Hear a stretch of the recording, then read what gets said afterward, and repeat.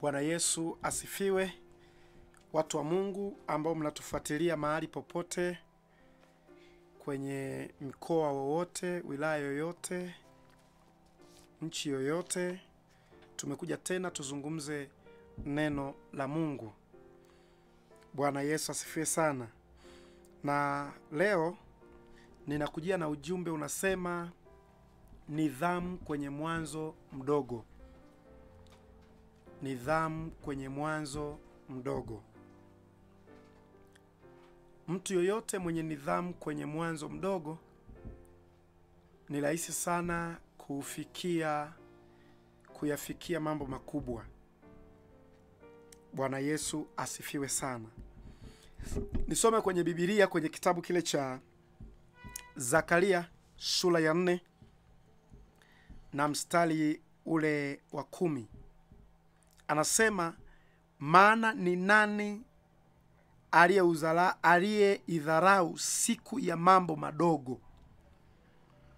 Kwa kuwa watafurahi nao wataiona timanzi katika mkono wa Zerubabeli. Naam, hizi 7 ndizo macho ya Bwana,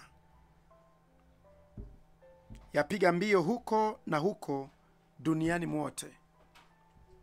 Bwana Yesu asifiwe sana. Biblia inazungumza kwa habari ni nani aliyeidharau siku ya mambo madogo. Kila unachofanya kwenye maisha yako, asilimia kubwa kwamba huwa vinaanza kwenye mwanzo mdogo. Sasa unapotaka kufikia mambo makubwa, ni lazima uwe na nidhamu, uwe na heshima kwenye ule mwanzo ambao ni mdogo. Karibia vitu vingi ambavyo tunakuwa tunavianza kwenye maisha yetu, tunapokosea kwenye mwanzo, ule mwanzo ambao unakuwa ni mdogo, ni kazi sana kufikia kwenye mambo makubwa. Mambo makubwa yote unayoyaona yanatokea kwenye maisha ya watu huwa yalianza kwenye mwanzo mdogo. Sasa unapokuwa na nidhamu kwenye mwanzo mdogo, utafikia kwenye mambo makubwa. Bwana Yesu asifiwe sana. Kwa hiyo Biblia inaeleza kwamba ni nani aliyeidharau siku ya mambo madogo. Unapodharau mwanzo mdogo, hautafika popote kwenye mambo makubwa. Ili ufikie mambo makubwa, unahitaji kuwa na nidhamu kwenye mambo madogo. Ukidharau mambo madogo unayoanza nayo, hautafikia kwenye mambo makubwa. Bwana Yesu asifiwe sana. Popote chochote unachokifanya huwa kinaanzia katika hali ya udogo. Na kama kinaanzia katika hali ya udogo, inamhitaji huyu mtu anayeanza kitu chochote katika mwanzo ule mdogo usiudharau. Utakapoweka nidhamu kwenye mwanzo mdogo, utakapoweka heshima kwenye mwanzo mdogo, ni rahisi sana kufikia mambo makubwa. Bwana Yesu asifiwe sana. Kwa hiyo leo nimekuja na ujumbe huu kwa sababu ni watu wengi tunatamani hatua kubwa ambazo watu wamezifikia. Ni watu wengi unawasikia, natamani ningekuwa kama yule. Natamani ningekuwa mfanyabiashara mkubwa kama yule. Natamani ningekuwa mhubiri mkubwa kama yule. Natamani ningekuwa mchungaji mkubwa kama yule. Lakini wote waliofanikiwa kwenye namna ambayo wewe kama mwanadamu unatamani na wewe ungefika, waliheshimu mwanzo mdogo wakafikia kwenye hatua kubwa. Kama utakuwa hauna heshima, hauna nidhamu kwenye mwanzo wowote mdogo wa kitu chochote unaanza kukifanya, usije ukategemea utafikia mambo makubwa. Mambo makubwa yote unayoona watu wako nayo yametokea kwenye mwanzo mdogo. Hakuna tu aliyekuwa ghafla tu amekuwa mtu mkubwa. Sasa Biblia inatuasa kwamba hakuna mtu ambaye alizarau mwanzo wa mambo madogo. Mambo madogo ndiyo yametengeneza ukubwa kwenye maisha ya watu. Bwana Yesu asifiwe sana. Kwa utakaposikiliza kwa makini sana hiki ninachokizungumza leo, kitakusaidia wewe kama ni mfanyabiashara, wewe kama ni mfanyakazi, wewe kama ni mtumishi wa Mungu, lazima uheshimu mwanzo mdogo. Mwanzo mdogo wa huduma, mwanzo mdogo wa kazi. Wakati unaanza kazi mwanzoni, unaweza usilipwe vizuri kama ambavyo ulikuwa unatarajia, utalipwa kiasi kubwa. Unaweza ukaanza kwenye mwanzo mdogo ukafanya vizuri, malipo yakaja kuwa makubwa baada ya bidii yako kuonekana kwenye mwanzo mdogo. Haleluya. Malipo yanakuja kuonekana vizuri kwenye mwanzo wa biashara. Huwezi kufungua biashara ukaanza biashara sasa hivi ghafla ukashangaa eti una pesa nyingi kwa muda mfupi. Hapana. Kwenye ule mwanzo unaoanza, unaweza kaanza kidogo kidogo. Usivunjike moyo, usikate tamaa. Heshimu huo mwanzo mdogo. Weka misingi mizuri kwenye mwanzo mdogo. Utafikia kwenye viwango vikubwa vikubwa. Bwana Yesu asifiwe sana. Mungu anapenda wewe ufanikiwe, na nia yako ni wewe kufanikiwa. Kwa hiyo mtu ambaye hapendi wewe ufanikiwe anaweza kuwa ni shetani peke yake. Kama nia ya wewe ufanikiwe, Mungu anawaza ufanikiwe, maana yake Mungu amekubariki kwenye mafanikio. Lakini upinzani utakuja, ni adui shetani, kukufanya uwe na dharau ya mambo madogo. Huwezi kufikia pakubwa. Bwana Yesu asifiwe sana. Asilimia kubwa ya watu wengi wanakuwa na tabia ya kudharau mwanzo mdogo. Mtu anataka tu akutane na mtu, aolewe na mtu mwenye mali, mwenye kila kitu. Wao hawaamini kwamba kwenye mwanzo mdogo kuna mafanikio. Kwenye kujipanga kwenye vitu vidogo kuna mafanikio. Yesu aliwahi kuzungumza neno moja. Akasema, mtu aliye mwaminifu kwenye mambo madogo atawekwa kwenye mambo makubwa. Yesu mwenyewe anaamini kwamba mtu mwaminifu kwenye mambo madogo atawekwa kwenye mambo makubwa. Lakini kwanza awe mwaminifu kwenye mambo madogo. Watu wengi wamekosa uaminifu kwenye mambo madogo. Akiajiriwa sehemu anatapanya mali, akiajiriwa sehemu anadokoa, anachukua pesa, anaficha. Hii inamfanya akose kuingizwa kwenye baraka ya mambo makubwa. Kuna mahali unaweza kuwekwa na Mungu pasiwe na faida sana kwa ajili yako kwa wakati huo, lakini Mungu anakuwa amekuweka pale kupima uaminifu wako, na kwa kupitia eneo hilo Mungu anakukutanisha na watu wengine ambao watakuingiza kwenye mambo makubwa. Kwa kuna sehemu Mungu anakuweka, hakuweki tu kwamba upate faida ya fedha, kitu ambacho watu wengi wanakuwa wamekiweka kichwani kwamba nikipata biashara dukani, nikawa nafanya biashara ya mtu, nitapata mapesa mengi. Hapana. Mungu wakati mwingine anakuwa anakuweka hapo. Watu wanaanza kusoma uaminifu wako, wanasoma uaminifu wako. Kwa kupitia uaminifu wako unakuja kuchukuliwa hapo na kupelekwa kwenye eneo fulani kubwa. Kwa hiyo nidhamu kwenye mwanzo mdogo, nidhamu kwenye mambo madogo ni ya muhimu sana kwenye maisha ya mtu.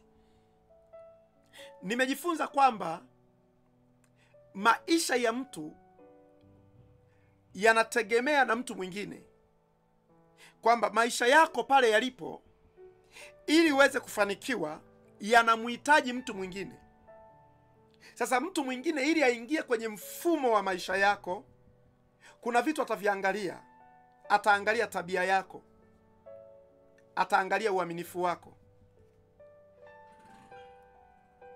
Tabia yako ikiwa mbaya, hakuna mtu atatamani kufanya ubia na wewe wa kibiashara au wa jambo lolote. Kwa watu wanaangalia tabia yako, wanaangalia uaminifu wako kwenye mambo madogo madogo. Watu hawakuweki, hata kama wana mambo yao makubwa, hawawezi kuweka kwenye mambo makubwa. Watakuweka kwenye mambo madogo kwanza, waupime uaminifu wako. Kama Biblia inasema kwamba mtu aliye mwaminifu kwenye mambo madogo atawekwa kwenye mambo makubwa. Kama Mungu anapima hivyo, basi wanadamu pia wanapima hivyo. Na ili ufanikiwe unamhitaji Mungu, lakini unahitaji wanadamu wenzako, kwa sababu mambo mengi yanatoka kwa wanadamu wenzetu, lakini hawawezi kukufikia kama umekosa kuwa na tabia nzuri, kama umekosa kuwa na uaminifu. Kwenye Biblia tunayoisoma kuna mwanamke alikuwa ni mke wa mfalme anaitwa Vashti. Biblia inaeleza sifa za Vashti. Alikuwa ni mwanamke ambaye Biblia inasema alikuwa ni mzuri sana wa sura. Sura yake ilikuwa ni nzuri, sura yake ni ya kuvutia, na ni mke wa mfalme. Na mume wake, kitu kikubwa, mume wake alitambua kwamba mke wake ni mzuri. Sasa ikawa wakati mmoja anajivunia kwa mawaziri wake, kwa viongozi wake, anasema jamani, mimi nimeoa mke mzuri sana. Yaani mimi nimeoa mwanamke hatari. Sasa kulikuwa na sherehe, yeye akaomba awaonyeshe wale watu wake, awaonyeshe uzuri wa mke wake. Kwa sababu anawaambia, anaona kama haitoshi, anataka awaonyeshe namna ambavyo mke wake alivyo mzuri. Sasa akatuma mtu kwenda kumuita mke wake ili aje pale yeye ajilingishie, awaonyeshe mawaziri wale na viongozi wake, awaonyeshe namna ambavyo mke wake alivyo mzuri. Sasa ona, alipotuma kuitwa yule mwanamke alikataa. Akasema siwezi kuja mimi. Vitu vya ujinga vya namna hiyo siwezi kuja. Sasa ikaonekana kwa sifa ya mfalme, ikaonekana mfalme amedharaulika sana. Na washauri wa mfalme wakamshauri, akasema kama wewe umedharaulika na mke wako hivi na ikajulikana, sisi wote tutadharauliwa na wake zetu kama wewe umedharauliwa hivi. Kwa hiyo itangazwe tu kwamba huyu mwanamke aondoke, asiwe malkia. Utafute mwanamke mwingine ambaye atakuwa na heshima, atakuwa na adabu, atakuwa na tabia nzuri. Unaona, sura yake inampatia nafasi kuingia kuwa malkia, tabia yake inamtoa. Yaani sura imekuwa na mfuto, akaipata ndoa nzuri, akapata mtu mwenye mali, akapata mtu mwenye mamlaka, akapata mtu mwenye sifa. Sura tu peke yake, ambao huyu bwana amevutiwa na sura, akamchukua huyu mwanamke, amemuingiza ndani. Tabia inakataa, tabia ni mbaya. Sura nzuri, tabia mbaya. Akasema mimi siji. Kwa ikabidi litolewe tangazo la kwamba yeye anatoka, asiwe malkia tena. Alafu mfalme atafute mwanamke mwingine ambaye atakuwa na nidhamu, atakuwa na tabia nzuri, atakuwa ana heshima kwa watu wote. Sasa unaona, sura imemfanya apate nafasi, tabia inamfukuza kwenye nafasi. Ndio maana nasema kwamba Mungu anapotaka kukuweka mahali, yeye mwenyewe anakuweka kwenye mambo madogo kwanza. Hakuna mtumishi wa Mungu ambaye amekuwa akawa mkubwa tu ghafla. Hapana, wameanza kwenye mambo madogo, wametengeneza kwenye mambo madogo, wamekuwa waaminifu kwenye mambo madogo, wamekuwa wakimtumikia Mungu kwenye mambo madogo. Ndipo Mungu anauangalia uaminifu walionao, anawakuza na kuwanyanyua. Hakuna mfanyabiashara ambaye aliibuka tu ghafla ana mabiashara huko. Walianza kidogo kidogo, na walikuwa na nidhamu kwenye fedha wanaoipata kwenye hayo mambo madogo. Walikuwa na nidhamu ya kutunza fedha, nidhamu kwenye biashara ambayo ikawasaidia kuinuka. Bwana Yesu asifiwe sana. Kwa hiyo ni muhimu kuheshimu mwanzo wa mambo madogo, kuwa na nidhamu kwenye mambo madogo kwanza, ili uende upande ngazi. Kwenye Biblia yetu tunawaona watu ambao walikuwa na nidhamu na mwanzo mdogo, ambao uliwapelekea kuwa watu wakubwa. Kwa mfano, kwenye Biblia kuna mtu anaitwa Elisha. Kwenye Biblia kuna mtu anaitwa Elisha. Huyu ni nabii mkubwa sana, ambaye Biblia inaeleza kwamba alichukua sehemu mara mbili ya Elia. Ni nabii mkubwa sana Elisha. Lakini ona mwanzo wake. Mwanzo wake yeye mpaka afikie kuwa nabii mkubwa, alikuwa kazi yake ni kunawisha mikono ya Elia. Kwa mtu ambaye alikuwa ananawisha mikono, unaweza kumuona ni mjinga leo, lakini kumbe ile nidhamu, ile heshima aliyokuwa nayo, ule unyenyekevu aliyokuwa nao, ukamfanya kuja kuwa nabii mkubwa sana. Hakuanza kuwa nabii, alianza kunawisha mikono ya Elia. Popote Elia anakuwepo, yeye kazi yake ni kuhakikisha anamwekea maji ya kunawa. Hivyo mwisho wa siku, kumbe Mungu amemwandaa kuwa mtu mkubwa, lakini Mungu alimweka chini pale kwa kupima uaminifu. Watu wengi wamekosa uaminifu, na unapokosa uaminifu, maana yake usitegemee kuna mtu atatamani akuingize kwenye biashara yake, akuingize kwenye kazi yake unapokosa uaminifu. Ngoja nikwambie kitu. Dunia nzima inahitaji watu waaminifu. Kila sehemu watu wanalia, natafuta mtu mwaminifu. Waaminifu ni wachache kwenye dunia hii. Ukitokea wewe mmoja umetoka ukawa mwaminifu, ni bidhaa adimu. Kwa sababu ni kila mtu anahitaji uaminifu kwenye chochote kile. Kila mtu anasema, unaomba mfanyakazi wa ndani, samani nitafutie mtu mwaminifu. Nataka mtu anifanyie biashara, niwe namwacha kwenye duka langu, naomba nitafutie mtu atakaye kuwa mwaminifu. Waaminifu ni wachache. Sasa vitu vichache hivyo ndio vinavyotafutwa kwenye dunia nzima. Dunia nzima waaminifu ni wachache. Ukipatikana wewe ni mwaminifu, ni bidhaa adimu. Watu wakatambua wewe ni mwaminifu, watu wakajua wewe ni mwaminifu. Kwa sababu sasa hivi tunakosa waaminifu hata makanisani. Unasema ngoja niende kanisani, labda ndio nitapata mtu mwaminifu. Unakutana na mtu, umekutana naye kanisani, unamweka kwenye biashara zako na anakupiga. Na ni mtu anasali. Ulitegemea nitamkuta mtu kanisani ambaye anaomba Mungu, anafanya nini, ndio mwaminifu. Na unakuja kanisani, unafika kanisani, unakutana na watu ambao wanaonekana wameokoka, kumbe sio waaminifu, wanakupiga pesa. Kwa akipatikana mtu mwaminifu ambaye anaweza kuheshimu. Ona Biblia ikasema, Yesu akasema kwamba mtu aliye mwaminifu kwenye mali ya mtu mwingine. Yaani Mungu anatafuta mtu ambaye atakuwa mwaminifu kwenye kazi ya mtu mwingine. Sio mwaminifu kwenye ya kwake tu. Yani una uwezo kuwa mwaminifu hata kwenye kazi ambayo sio ya kwako.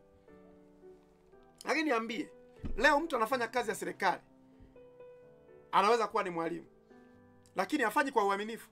Akifika ubaoni anakorokochoa, anawaachia watoto, kazi yangu na muniletee.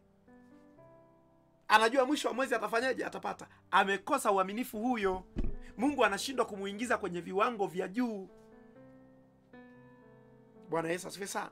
Unaweza kunafanya kazi yoyote ya mtu ukakosa uaminifu. Wewe unajua kwamba nikifanya kwa uaminifu namnufaisha mtu. Hapana, haiko hivyo. Kiroho Mungu anakuwa anaona uaminifu ulionao na namna unavyotenda, na yeye anaweza kutengenezea mazingira mengine tofauti na hayo. Kufanya kazi ya mtu. Unaweza kama umekubaliana na mtu, bwana mimi nitakuwa nakulipa shilingi 30,000 kwa mwezi. Mmekubaliana vizuri. Alafu wewe unaanza kushangaa kwenye hiyo kazi unaingiza pesa nyingi. Mshahara wako ni shilingi 30,000. Au unaanza kusema hapana, wacha mimi nione. Kwani nikichukua hapo 60,000 huyu mtu ataniona kwa hela ninazoziingiza hizi? Na kweli ukichukua 60,000 haionekani kama kuna hela imepotea. Unaamua kuchukua, unaficha. Unachukua, unaficha. Lakini kumbe Mungu lengo lake kukuweka hapo, kwa sababu kila sehemu tunapokuwepo tunakuwa kwa makusudi ya Mungu. Na kusudi la Mungu likiisha unaondoka eneo hilo. Kumbe Mungu kusudi la kukuweka hapo sio 30,000. 30,000 ni mazungumzo kati ya wewe na bosi wako, ila ndani yake Mungu kuna kitu amekikusudia hapo. Kwa wewe unapoingia kwenye kuchukua visivyo vya kwako, unavunja kusudi ambalo Mungu alikusudia kukuweka hapo, ambapo inaweza haihusiani kabisa na namna ambavyo wewe umepanga pamoja na bosi wako. Nafikiri nazungumza na mtu kama unanisikiliza. Na hii itakusaidia kubadilika. Itakusaidia ufikie hatima. Mimi nimeona watu ambao walienda sehemu kama wafanyakazi. Ngoja nikwambie kitu, mtu wa Mungu. Mtu alienda sehemu kama mfanyakazi. Alikuwa ni mpishi. Ni mwanaume. Ni mpishi. anapika mikate. Anapika mikate, anampikia huyo bosi. Amemwajiri kwa ajili ya hiyo kazi. Na alikuwa anamlipa kama shilingi 15,000, 20,000 hivi kwa mwezi. Huyo bwana akawa anakaa naye hapo, anampikia nini? Mikate. Yaani huyo bwana alikuwa anapenda sana mikate, na huyo kijana amejifunza kupika mikate, anapika vizuri sana. Mikate, chai pale anapika vizuri. Amejifunza kupika, kutengeneza mayai hivyo. Lakini mshahara wake ni mdogo sana. Shilingi 15,000 au 20,000 hapo. Sasa huyo bwana akawa anafanya kwa uaminifu, alafu huyu bosi akampenda sana. Akamchukulia kama ndugu. Kwa sababu alikuwa anafanya kazi hiyo kwa kujituma, ingawa kamshahara ni kadogo. Huyu bwana akasema, bwana, kuna nafasi zimetoka za jeshi, na mimi kwa sababu nina nafasi, mimi nakuingiza, hautapita huko wanakopita wengine, wewe ni moja kwa moja. Akamchukua yule kijana, akasema, ila nitahuzunika sana nikikuacha, mikate hii nani atanipikia tena? Ila kwa jinsi ulivyokuwa unafanya vizuri, mimi wacha tu uende. Akamuingiza jeshi. Huyo bwana akawa anakula mshahara tofauti na 15,000. Sasa unaona, kwenye ule uaminifu kumbe kuna kusudi la Mungu. Ili ujue kusudi la Mungu, ona kinachofanyika. Huyu bwana tangu ameenda jeshi, hawajawahi kutana tena. Hawajawahi kutana tena na huyu mtu. Miaka imeenda mpaka huyu baba ameoa, amekuwa na watoto wake wamezaa, wameolewa, wameoa wengine. Miaka imeenda yote, hajawahi kutana na huyu alimuingiza jeshi. Anajaribu atafute huku na huku ampate wapi ili amshukuru, hamkuti tena. Kusudi la Mungu lilikuwa limeshaisha, huyu ameshajiondokea. Sasa mtu unakwenda kama pale, unaanza kuona vitu mbalimbali, nyumba ni nzuri, unalipo 15,000, unachukua unga ndani unaenda kuuzia majirani, unachukua sukari kidogo unachota, unaenda kugawa kwa majirani huko, kuwauzia, unapata viela ili mshahara wako uongezeke. Unaharibu kusudi la Mungu ambalo Mungu amekusudia kukuweka hapo. Usiangalie tu vile vinavyoonekana Mungu anapokupatia nafasi ya kuwepo sehemu. Lakini kuna vile visivyoonekana ambavyo Mungu amevikusudia. Wewe fanya kwa uaminifu. Ukidharau mwanzo mdogo, hauwezi kufikia mambo makubwa. Niambie, baba wa watu ameingia jeshini, amezaa na watoto, amesomesha watoto wake nao wana kazi zao, wameajiriwa serikalini, lakini maisha yake na kijiji alichotokea asingepata nafasi ya namna hiyo. Alikuwa hana sifa za kuingia huko. Sifa aliyoipata tu ni kupika mikate kwa uaminifu. Jifunze kuwa mwaminifu kwenye mwanzo mdogo ambao Mungu anaruhusu uwepo ndani yake. Utafikia baraka. Sasa nimekuambia Elisha alikuwa anamnawisha mtu mikono. Elisha ndio anakuja kuwa nabii mkubwa. Alikuwa ni mtumishi, lakini anakuja kuwa mtu mkubwa kwa sababu gani? Amefanya kwa uaminifu. Mungu anauangalia uaminifu ulionao. Kuna mambo unaweza kufanya unahisi unamkomoa bosi. Kuna mambo unaweza kufanya unaweza kujikatia tamaa. Umeanza shughuli yako, mbona wateja hawaji? Nafunga bila achana navyo. Kumbe umekosa uvumilivu. Umekosa nidhamu kwenye mwanzo mdogo. Tukiwa kwenye mwanzo mdogo, unapofanya mambo kwenye mwanzo mdogo, hautumii kile kiasi unachokipata kana kwamba umeshatajirika. Kile unachokipata kidogo, unatumia kidogo sana ili kukuza kwenye mwanzo mdogo, baadaye utatumia sana. Ninakuombea neema ya Mungu na baraka za Mungu. Ninaamini kuna kitu umejifunza kwenye haya yote ambayo Mungu amenipa leo niseme na wewe. Mungu wa mbinguni akubariki sana kwa kunifuatilia. Usiache kutufuatilia. Siku ya Ijumaa nitakuwa hapa tena kusema na wewe. Mungu akubariki sana. Amen.